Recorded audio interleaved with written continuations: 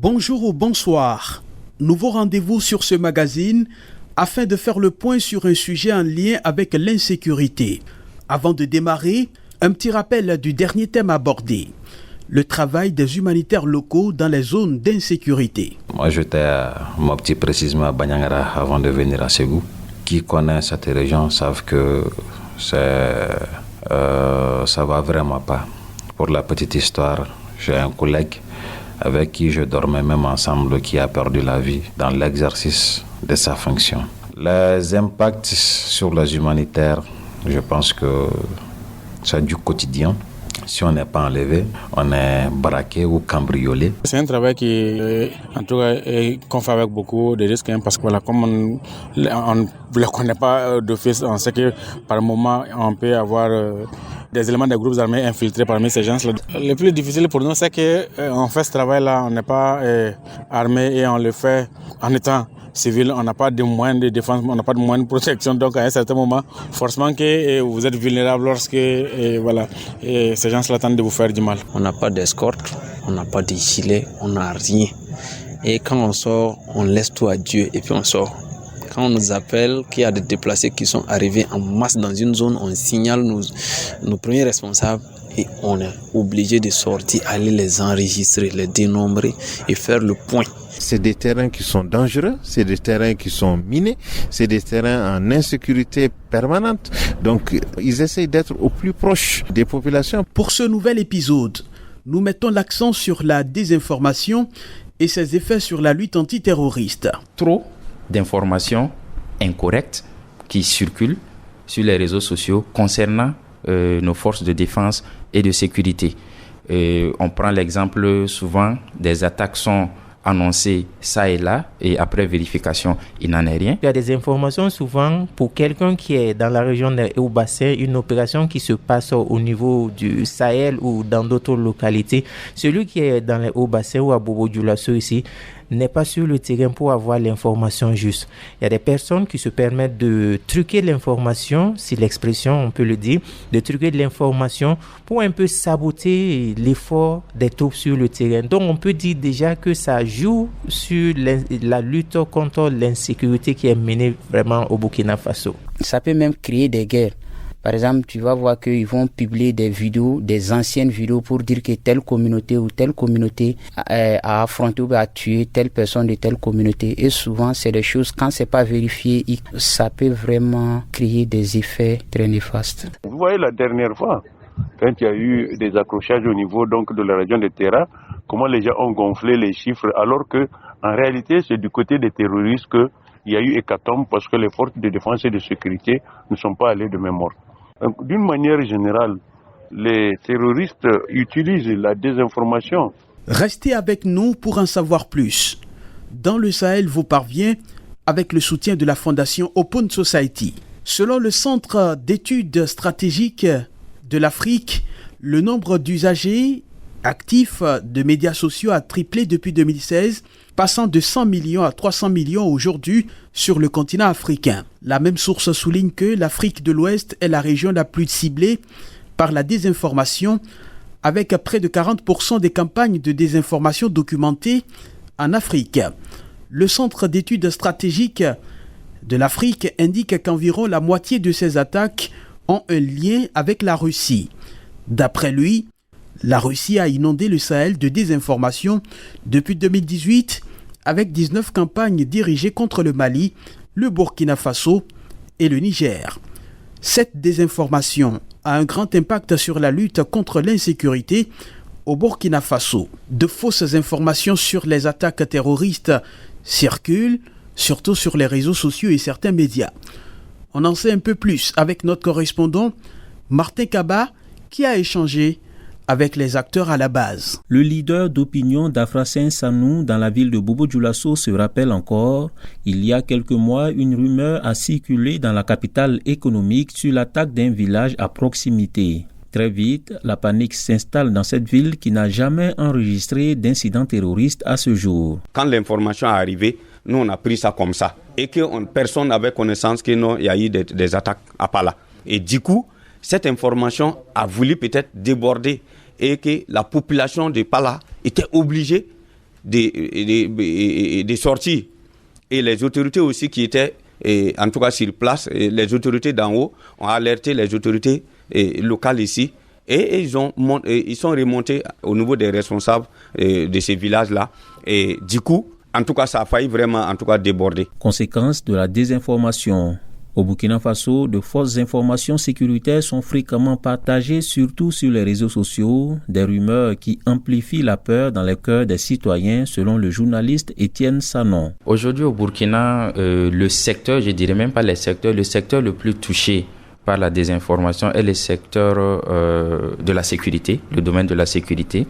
Vu le contexte dans lequel on évolue, trop d'informations incorrectes qui circulent sur les réseaux sociaux concernant nos forces de défense et de sécurité. On prend l'exemple souvent des attaques sont annoncées ça et là et après vérification, il n'en est rien. Au-delà de cette peur, la désinformation a également un impact certain sur la lutte contre l'insécurité. Plusieurs acteurs sont concernés par la création de ces fausses informations, autant certaines populations de base, des leaders d'opinion, des soldats et même certains journalistes. Romuald Dauphiny, spécialiste en vérification des faits. Déjà même à travers la démoralisation, si on peut le dire, voilà, des troupes, parce qu'il y a des informations souvent pour quelqu'un qui est dans la région de Haut-Bassin, une opération qui se passe au niveau du Sahel ou dans d'autres localités. Celui qui est dans les Hauts-Bassins ou à Bobo-Dioulasso ici, n'est pas sur le terrain pour avoir l'information juste. Il y a des personnes qui se permettent de truquer l'information, si l'expression, on peut le dire, de truquer de l'information pour un peu saboter l'effort des troupes sur le terrain. Donc on peut dire déjà que ça joue sur la lutte contre l'insécurité qui est menée vraiment au Burkina Faso. Selon le journaliste Étienne Sanon, les fausses informations, surtout sur les questions sécuritaires, sont diffusées avec des objectifs précis. Il y a une idéologie qui défend et qui est en contradiction peut-être avec l'idéologie prônée par les membres du gouvernement. Donc, peut-être eux aussi, c'est une manière de lutte qu'ils ont mis en place pour essayer de faire adhérer certaines populations à leur cause. Voilà, en disant non, il y a quelque chose qui s'est passé, or c'est faux, voilà. D'où l'importance de toujours vérifier les informations avant diffusion ou partage sur les réseaux sociaux. Les autorités disent prendre la question à bras-le-corps à travers la formation des journalistes et autres acteurs impliqués dans la création de contenu sur les réseaux sociaux. De Ouagadougou, Martin Kaba, West Africa, Democracy Radio. Plusieurs études montrent que des campagnes de désinformation ont visé toutes les régions du continent. Au moins 39 pays africains ont été la cible d'une campagne de désinformation spécifique. Les pays africains en proie à un conflit sont soumis à des niveaux de désinformation beaucoup plus élevés, avec une moyenne de 5 campagnes, ce qui met en relief le lien entre l'instabilité et la désinformation. Au Mali, sévit aussi la guerre communicationnelle, une approche utilisée par les parties au conflit pour contrôler l'information. Les autorités maliennes ont compris des tactiques de la désinformation. Une seule chose, elle vise à affaiblir les forces de défense et de sécurité et semer des doutes dans l'esprit des populations. Notre correspondant, Aliou Cham, nous donne plus de détails sur le sujet. En juillet dernier, de violents affrontements ont opposé l'armée malienne et les groupes indépendantistes du Nord dans la localité de Tinzaouaten, près de la frontière algérienne. Selon de nombreux médias internationaux, plusieurs dizaines de militaires maliens et leurs supplétifs russes ont été tués lors de la bataille. De son côté, l'armée malienne affirme que ce sont des fausses informations qui ne visent qu'à freiner la dynamique des forces armées maliennes engagées dans la lutte contre le terrorisme. Colonel-major Souleymane Dambélé, directeur de l'information et des relations publiques des armées. C'est la guerre informationnelle, c'est la guerre communicationnelle que notre pays subit, que les forces armées maliennes subissent depuis des années. Ce que ces médias qui sont en train de dénigrer nos forces, qui sont en train de porter l'opprobre sur nos forces, que la population malienne sache que c'est des tentatives de déstabilisation de notre pays. C'est des tentatives de dénigrement de notre armée qui est en train, depuis bientôt 2 à 3 ans, qui est en train de monter en puissance. Il va de soi qu'il y ait des gens pour remettre en cause tout ce que les forces armées maliennes sont en train de faire aujourd'hui. De façon globale, la désinformation sous différentes formes s'est invitée dans la lutte antiterroriste au Mali. Elle peut affaiblir la capacité des soldats sur les théâtres des opérations, mais aussi créer la frustration au sein des populations. Omar Goïta, élu local de la région de Sikasso. Ça peut contribuer à la démoralisation de l'armée. Ça peut aussi impacter la cohésion, et non seulement au sein des forces armées, mais aussi au sein de la société. Ça peut aussi entraîner une révolte. La désinformation est faite pour ça aussi, pour entraîner une révolte de la population contre les forces de l'ordre. Donc c'est pour dire qu'elle est non seulement très néfaste pour notre armée, mais aussi pour notre population. Elle mine l'armée parce que s'il y a la désinformation qui l'entoure, va jouer sur l'efficacité des interventions de l'armée. Les groupes armés terroristes utilisent les réseaux sociaux pour diffuser des vidéos de propagande, des images qui sont souvent source de plusieurs tensions communautaires.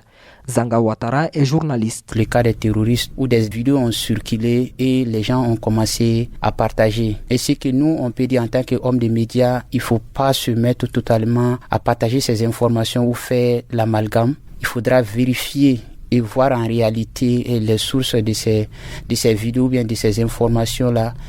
Et souvent, ça peut même créer des guerres.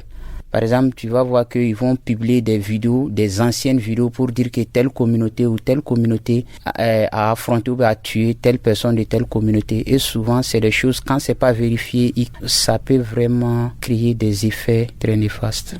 Massiré Diop, journaliste spécialiste des questions sécuritaires, invite les journalistes à plus de vigilance dans le traitement de l'information en période de guerre. Dans un contexte de conflit, la désinformation est une arme. L'expression qu'on utilise de plus en plus, c'est la guerre informationnelle, parce que on estime qu'avec des informations vraies ou fausses, très souvent même fausses, on peut déstabiliser son adversaire.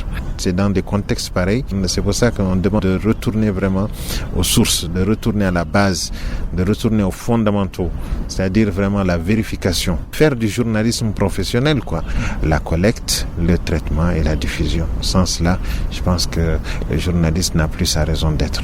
Pour faire face à la désinformation, les autorités maliennes s'appuient sur les médias d'État et d'autres médias locaux pour diffuser des informations sur les opérations de l'armée dans la lutte contre le terrorisme. De Bamako, Aliou Thiam pour la West Africa Democracy Radio. Bienvenue à vous. Si vous nous rejoignez à l'instant, nous parlons aujourd'hui de la désinformation et de ses effets sur la lutte antiterroriste. Le Centre d'études stratégiques de l'Afrique, dans un document disponible sur son site, souligne que près de 60% des campagnes de désinformation menées sur le continent sont parrainées par les États étrangers comme la Russie, la Chine, les Émirats arabes unis, l'Arabie saoudite et le Qatar, ces pays étant les principaux sponsors. Au Niger, les militaires qui ont pris le pouvoir affirment lutter contre la désinformation. Ils estiment qu'elle peut saper le moral des troupes engagées au front. À Niamey, nous faisons le point avec Murtala Zoubero. Les conséquences et les effets de la désinformation dans la lutte antiterroriste sont une réalité au Niger. La diffusion d'informations mensongères dans le but de manipuler les populations peut semer la psychose selon Bonti Diallo, analyste nigérien des questions sécuritaires. Vous voyez la dernière fois, quand il y a eu des accrochages au niveau de la région de Terra, comment les gens ont gonflé les chiffres alors que en réalité c'est du côté des terroristes qu'il y a eu hécatombe parce que les forces de défense et de sécurité ne sont pas allées de même ordre. D'une manière générale, les terroristes utilisent la désinformation afin d'abord de tenter de décourager nos forces de défense et de sécurité, mais surtout afin d'amener l'opinion à soutenir une cause qui est une cause maléfique, à pousser des jeunes à de nouvelles adhésions, etc., etc. Et rappelez-vous, l'ancien président Bazoum disait que ces terroristes-là, finalement, ils étaient plus forts que nos forces armées, simplement parce que, voilà, et que ces terroristes, ils sont aguerris, ils sont simplement sur la base de propagande que ces terroristes-là font passer d'une manière ou d'une autre. Moi, je me dis qu'une désinformation, c'est une falsification des faits. Maintenant, la désinformation, dans le cas précis, il faut que les gens sachent que nous sommes en guerre. Et la guerre a des exigences. Il s'agit ici de se prémunir contre cette désinformation-là. Tout ce que les terroristes font, même s'ils montrent des images macabres de soldats ou de civils qui ont été tués. Il faut que les gens prennent ça avec beaucoup de pincettes. Au niveau de l'association nigérienne des web activistes, des séries de sensibilisation sont initiées à l'endroit des populations pour attirer leur attention sur les conséquences et les effets de la désinformation en matière de lutte antiterroriste. Awal Ibrahim est le vice-président de cette association. Il faut surtout sensibiliser les acteurs numériques. Et les acteurs numériques, ça doit inclure tout le monde, que ce soit du côté des FDS, que ce soit du côté aussi de la population. Chacun doit vraiment être sensibilisé pour que les gens cessent de partager des fausses informations et aussi d'éviter de se prononcer sur certaines questions, notamment les questions sécuritaires, plus précisément en donnant les positions des FDS ou encore des bilans des attaques dont souvent ce ne sont pas un bilan qui est issu d'une source officielle. Pour le journaliste Ima Sebou, la désinformation viserait à saper le moral des forces de sécurité. Il appelle les autorités à durcir le ton en traquant les personnes qui s'y adonnent. J'interpelle les autorités à prendre les dispositions qui s'imposent. Parce que le problème qui se pose est que de nos jours, tout individu, excusez-moi du terme, qui se lève un bon matin, se permet de porter une robe soi-disant journaliste. Et en réalité, ces derniers méconnaissent les béabas. Même un journaliste digne de ce nom est censé de vérifier l'information avant même de le diffuser. Donc toutes ces manœuvres que ces soi-disant hommes de médias diffusent sur les différents canaux pour saper le moral de nos forces de défense et de sécurité qui sont déterminés à défendre vaille-que-vaille l'intégrité du territoire de notre pays, je pense que les plus hautes autorités doivent prendre des mesures qui s'imposent afin de réguler le secteur des médias pour que dorénavant, rien que l'information réelle, vérifiée et vérifiable soit diffusée sur les différents canaux afin d'informer l'opinion publique internationale. La désinformation en matière de lutte contre le terrorisme au Sahel reste un défi majeur pour les autorités nigériennes. Et c'est pourquoi depuis leur arrivée au pouvoir, les militaires qui dirigent le pays mènent un combat sans merci contre ces phénomènes. De Niamey, Murtala Zouberou pour la West Africa, Démocratie Radio. L'ampleur de la désinformation est étroitement liée à l'instabilité. Les campagnes de désinformation ont été directement à l'origine de violences meurtrières, ont encouragé et validé des coups d'État militaires, ont réduit les membres de la société civile au silence et ont servi de paravent à la corruption et à l'exploitation. Cela a eu des conséquences concrètes sur les droits, les libertés et la sécurité des Africains. 300 millions d'Africains ont rejoint les médias sociaux au cours des 7 dernières années. Le continent compte aujourd'hui plus de 400 millions d'utilisateurs actifs de médias sociaux et 600 millions d'internautes, d'après le Centre d'études stratégiques de l'Afrique.